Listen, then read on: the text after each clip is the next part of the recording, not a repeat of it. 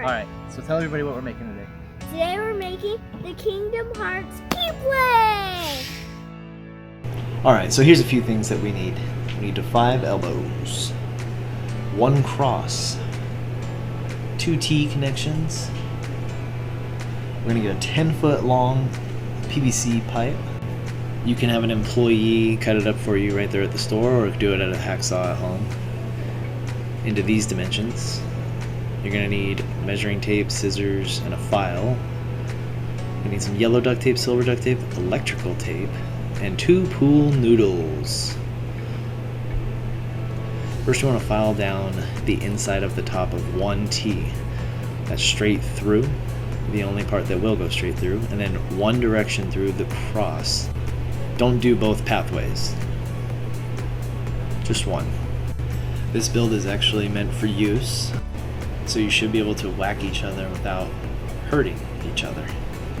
So first we're going to put the non-filed T connection, and then we're going to insert the 4-inch cuts. We're going to add 2 elbows on both ends.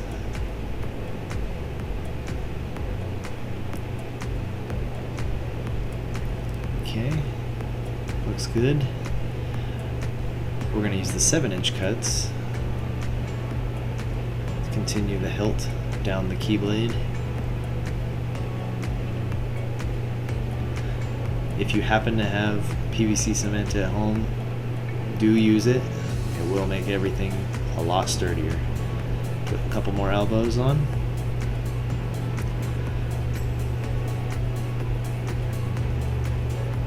Okay, so we're going to take the filed cross, whichever direction you filed it, and you're going to slide it all the way down to the hilt. Okay, just like that. We're going to add the 3-inch connections, and we're going to press it together tightly. There should be a difference between the top and the bottom of the hilt, giving it that angled hilt look that the Keyblade has. Ethan and I have been having fun running around role-playing and larping at the parks, so we decided it'd be fun to try a little Kingdom Hearts version. So now we're going to start wrapping the noodle. So first we're going to take some scissors. We're going to cut a straight line down the entire pool noodle, all the way down. Keep it going, keep it going, keep it going, all the way down. Alright, now, the start of the cut wasn't that straight, so we're going to wrap it around all the way. Once you get to the other side, you're going to cut it to length if it's too long, and you're going to cut a V cut right there so that you can cross the entire hilt. You want all plastic covered whenever possible so nobody gets hurt when playing.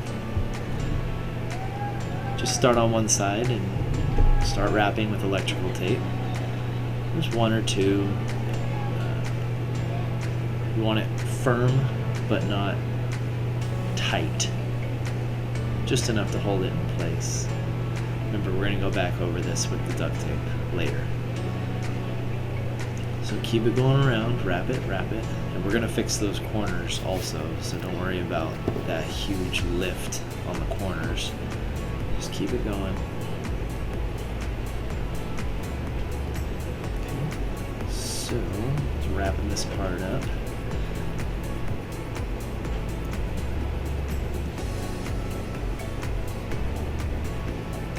Alright, so now we have our hilt mostly built. Now we're going to do the V groove cuts in the corners, just like so. Doing this will allow the foam to rest in a nice, perfect groove, and you won't get that lift. So we're going to do all 4 corners. It doesn't have to be perfect, just do a triangle, and as long as it's close to the corner, it'll It'll make itself work. Do both sides.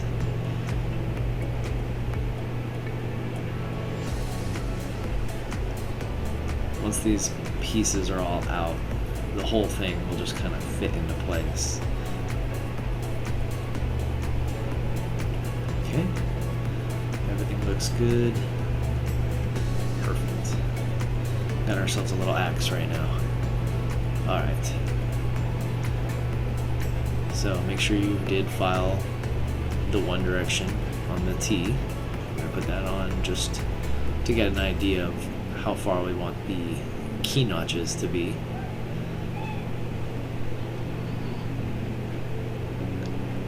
Alright. That's looking pretty good. So once you have it, you can mark it with a marker and just cut it to the length you desire.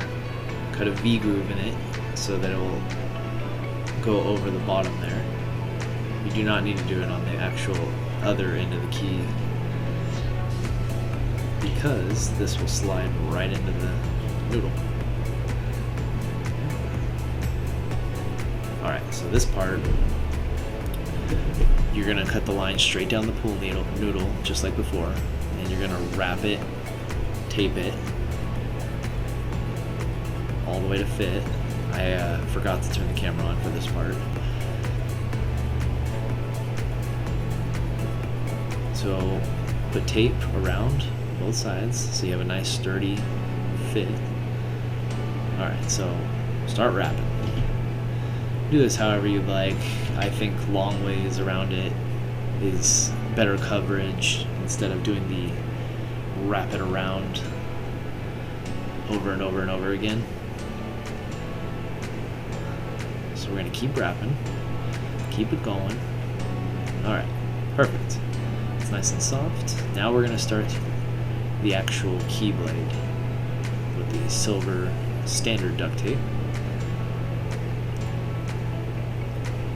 So right here, make sure to fill the ends of the notches with a little bit of extra foam so that that plastic doesn't break through in case it hits something.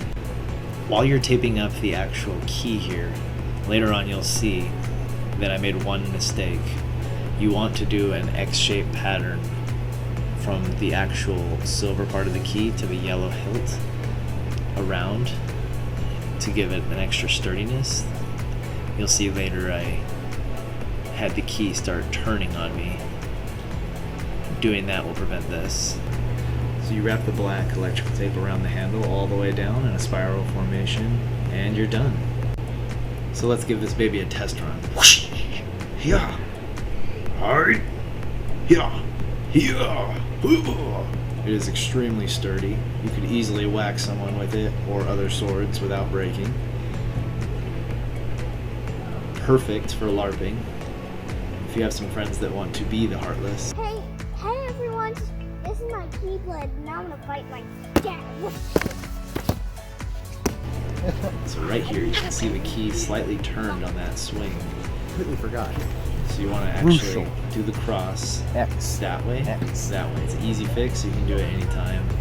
Just do it with silver duct tape, and then just with a little tiny bit of the yellow duct tape, go back over and you can fix it.